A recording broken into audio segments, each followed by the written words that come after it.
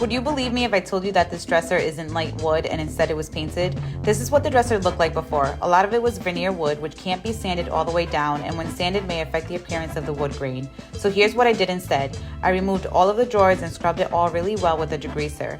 This step is key when refinishing furniture, and you don't want to skip this part, so make sure everything is nice and clean. Some of the veneer was damaged on the side, so I filled it with some wood filler, and while that dried, I lightly sanded the surfaces and then went back to sand the wood filler I had applied. I wiped it clean with the cheesecloth to get rid of any dust, and then I mixed a sample of Sherwin-Williams in the color Neutral Ground with BB Frost paint transformer and started by brushing it on the drawer fronts first, and then I rolled it on the top. Once the paint was dry, I added this glaze by Rust-Oleum. First, I used a soft brush to apply the glaze, and if I applied too much, I would wipe the brush clean with a rag. Because the drawer fronts weren't completely flat, I worked in the middle and then the two sides separately. Immediately after applying the glaze with the soft brush, I used a deck brush that's used to apply stains on decks and fences to wipe away the excess and create lines that mimic wood grains.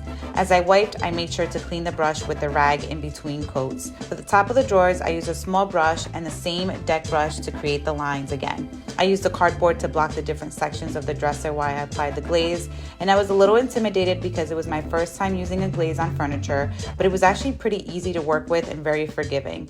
I added new pulls I ordered on Amazon, and I cannot get over how it turned out.